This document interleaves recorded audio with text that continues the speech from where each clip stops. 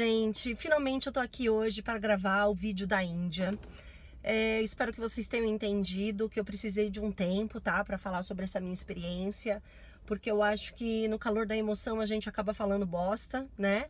Então, como foi uma coisa extremamente importante para mim, eu resolvi dar um tempinho para as coisas se assentar, para eu poder realmente dizer para vocês, né, a verdade sobre os fatos, o que rolou, o que eu senti. Então eu precisei realmente desse tempo para poder me entender, né? Sempre tive vontade de ir para a Índia, sempre, mesmo antes de conhecer o yoga, mesmo antes de conhecer a meditação.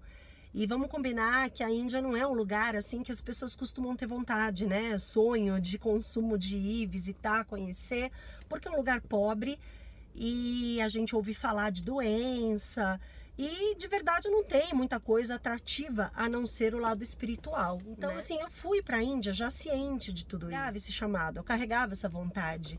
E ir com o Marco Schultz foi realmente realizar um sonho, porque ele é um mestre excepcional, ele aponta o tempo inteiro a direção para o lado que a gente precisa, né, olhar. Acho muito estranho, porque parecia que eu não estava realizando um sonho, sabe? Então, até mesmo véspera, antes da viagem, eu estava inadequada, eu estava sentindo uma coisa estranha que não condizia, né, com uma pessoa que estava realizando um sonho. E fiquei quieta, só observando. Foi uma viagem de autoobservação, assim, da Viviane atuando aqui na Sansara, sabe? Então, assim, foi uma viagem bem longa, porque aqui de São Paulo até Dubai a gente tem 15 horas, e depois de Dubai até Delhi são mais 5 horas, e depois a gente pegou ainda um outro avião para ir para uma cidade para poder ir para Rishikesh. Então, assim, a viagem em si durou 24, 25 horas, então foi extremamente cansativo mesmo, parecia que eu estava indo para o fim do mundo, sabe, porque nunca chegava. E a gente visitou 3 cidades. A primeira foi Rishikesh, foi até que interessante Rishikesh, porque você tem bastante coisa para se distrair, tem bastante lojinha o tempo inteiro, pobreza, óbvio, né? Você já desce lá no aeroporto de Delhi e das outras cidades, você já percebe o clima seco, poluído demais.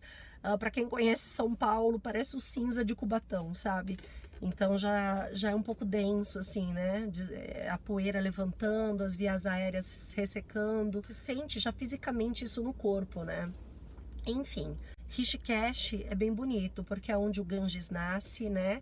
Então, as pessoas sabem muito pouco sobre a Índia. E eu percebi que eu falei com algumas pessoas que falaram: nossa, você vai entrar naquele rio nojento, imundo, não sei o quê. Mas, cara, é a nascente, né, do rio Ganges, então ainda tá limpo. Então existe muito preconceito mesmo com a Índia, né? A gente carrega tudo isso e adora opinar sem conhecer, né? Mas é um lugar bonito, o hotel era maravilhoso, sabe? Ficava às margens do Ganges, você dormia com o barulho, né, das águas correndo. Você sente a espiritualidade do indiano pelo olhar, né? Então ele tem olhos de amor. Isso toca a gente, isso rasga a gente, sabe?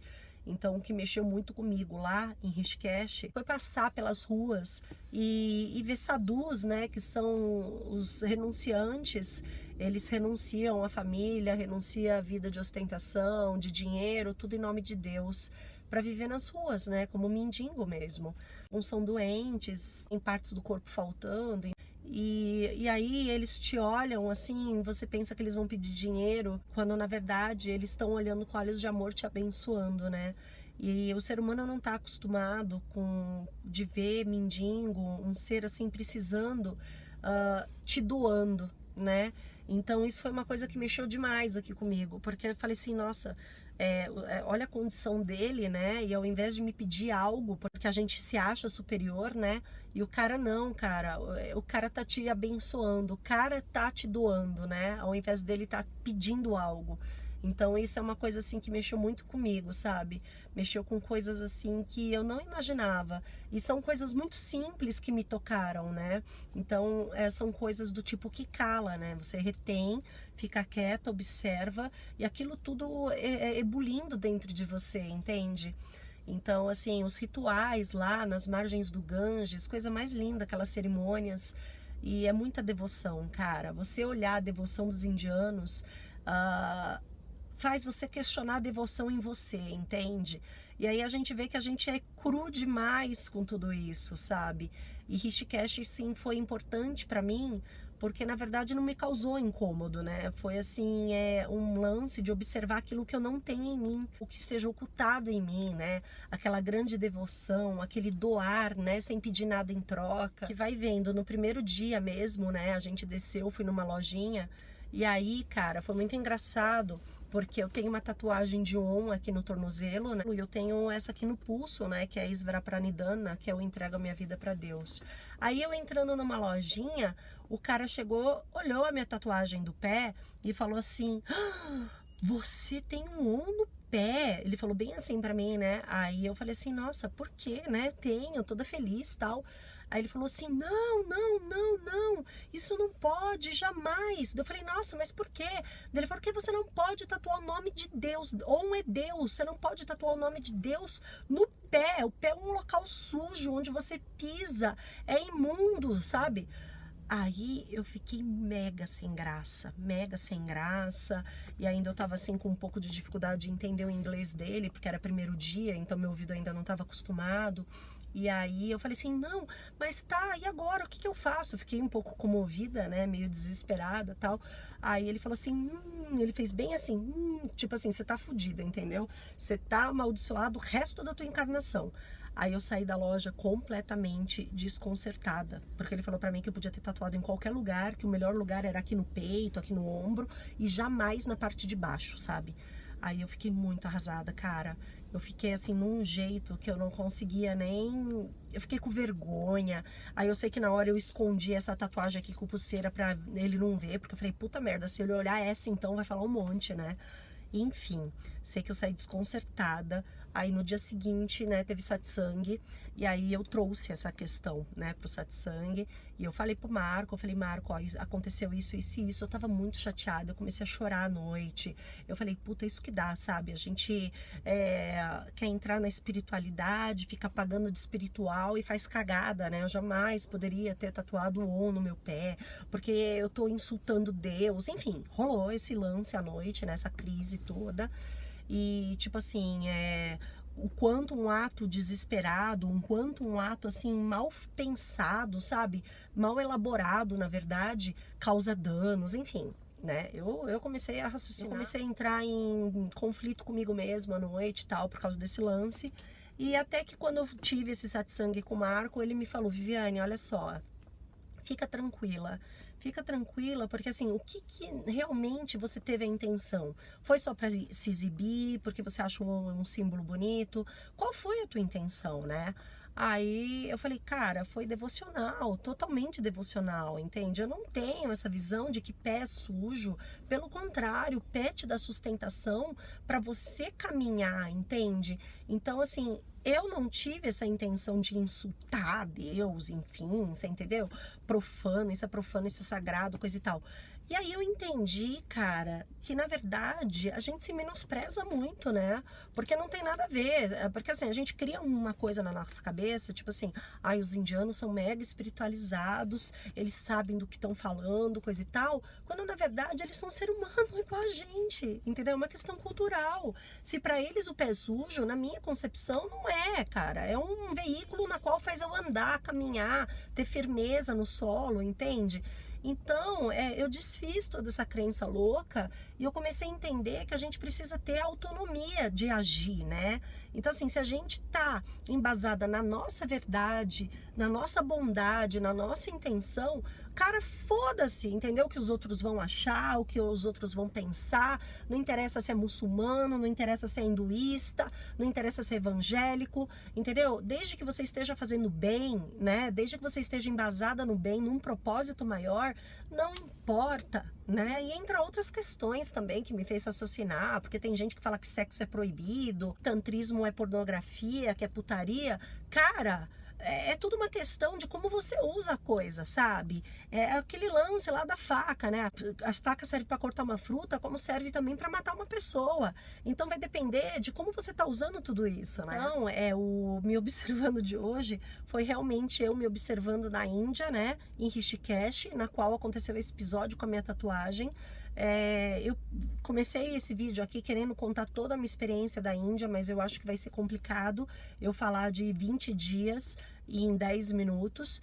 né? O vídeo já tá com quase 12 minutos, então agora, nesse exato momento, eu resolvi fazer o Me Observando em partes, né? Então, como esse mês eu ainda não fiz o Me Observando, eu vou concluir o mês de abril com esse vídeo, e eu vou fazer o outro, né, em maio, contando a segunda parte da viagem. Creio eu que esse vídeo sobre a Índia vai ter 3 partes, tá? Eu acho que vale a pena eu relatar aqui sim, né, todas essas experiências que eu tive lá na Índia, porque eu tenho certeza que vai abrir a visão de vocês também. Tenho esse compromisso com vocês, porque o propósito do meu blog, o propósito do meu canal sempre foi, né, de um diário mesmo, da minha espiritualidade, do meu caminhar. Esse foi o propósito inicial que eu comecei a fazer esses vídeos, né? Eu não vou mudar o propósito desse canal aqui, que é sim relatar a minha experiência na busca espiritual, porque eu tenho certeza que através da minha experiência eu vou estar influenciando outras pessoas que também estão nesse caminhar, né?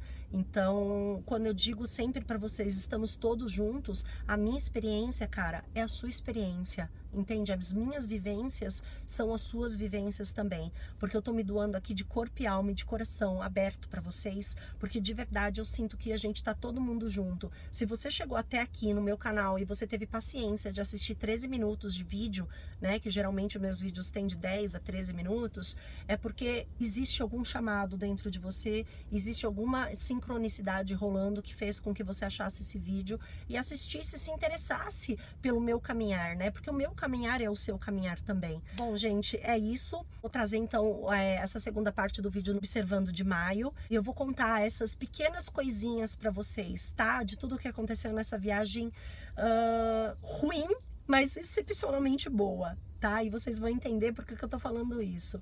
Um beijo enorme no coração de vocês, gratidão por vocês fazerem parte da minha vida. Namastê. Falar, porque eu tô morrendo de vergonha do que aconteceu, mas eu já bati um papo com o Marco e realmente é o ego, né? Na segunda-feira, né, nós chegamos e aí à noite a gente foi jantar, né? E aí eu com o grupo a gente parou numa loja de estátuas, tudo, né? E eu Tá todo mundo ouvindo?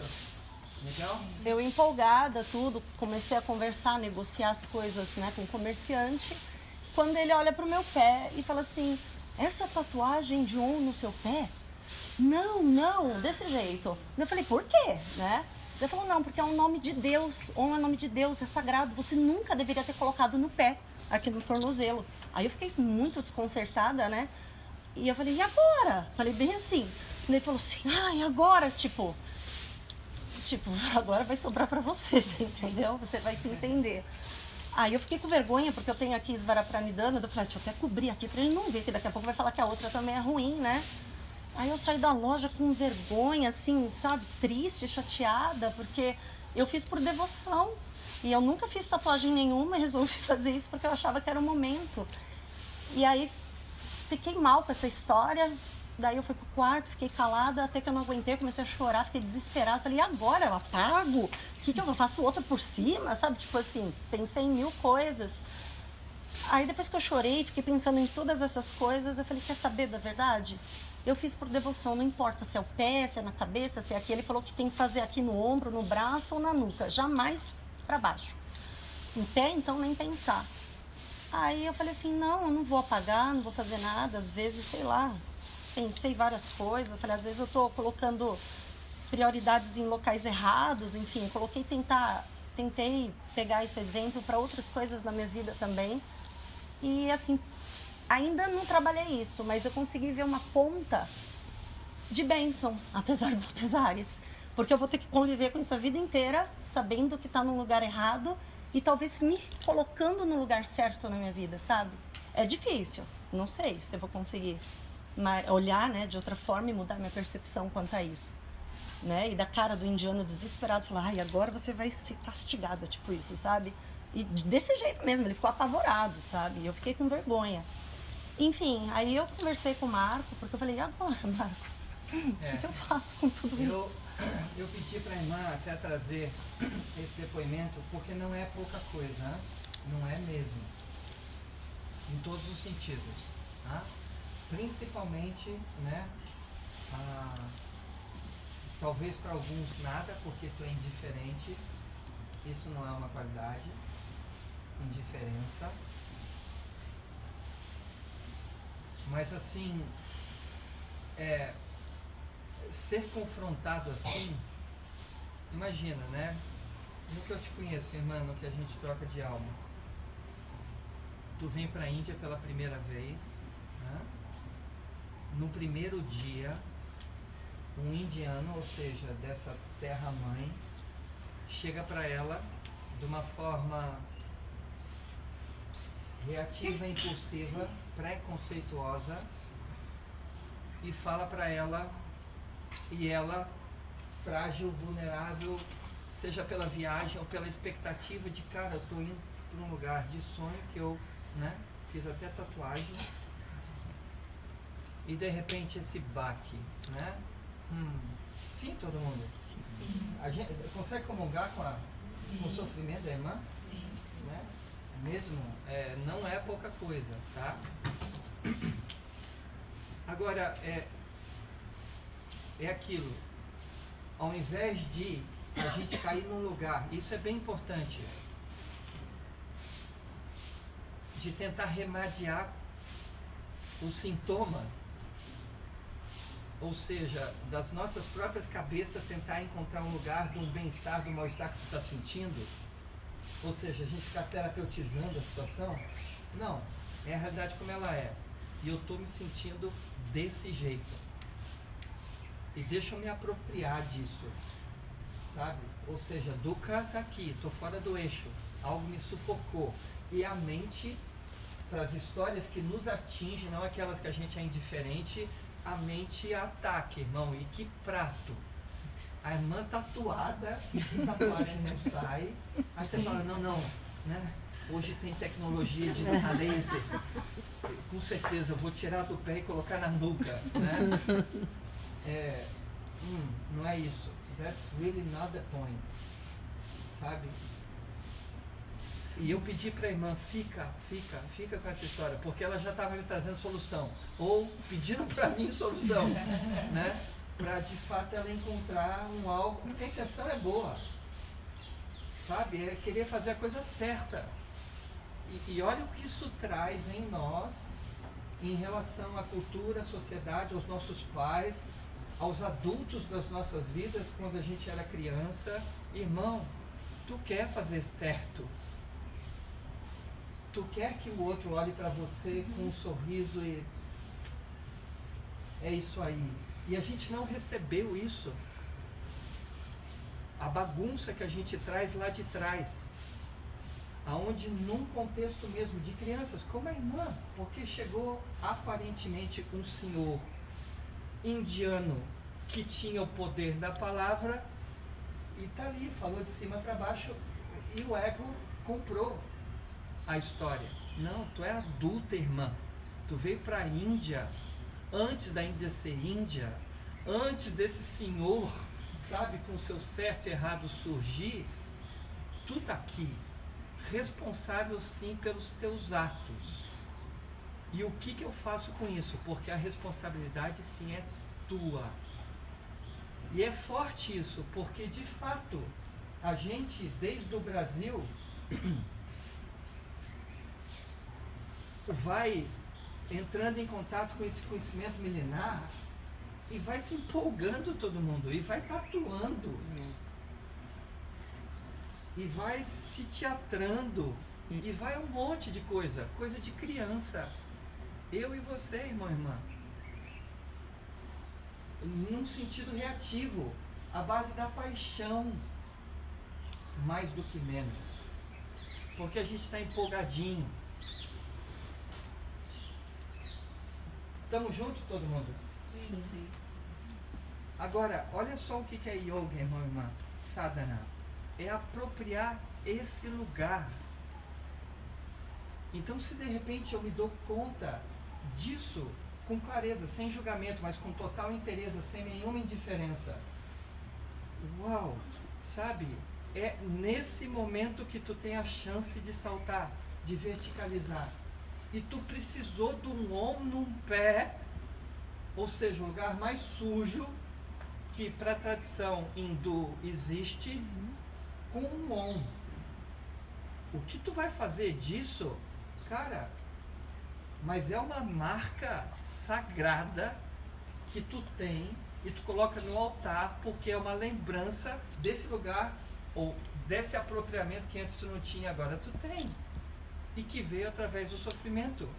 E que não se resolveu com um sintoma, com qualquer coisa supérflua para sair daquele lugar desconfortável. Não, apropria, desconfortável sim.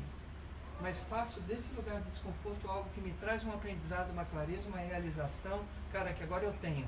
E não é meramente, porque no sentido horizontal cultural, sim, o Om no pé. Mas no sentido vertical, irmã, o Om é Om. Independente da onde. E não tem ninguém que você apropriada chega para ti, o indiano, irmão, o Swami, e fala qualquer coisa para ti atingir. Mas tu não olha com olho de reação querendo discutir relação. Tu simplesmente cala, porque tu é apropriada daquilo que te cabe. O próprio karma de ter um Om no pé na Índia.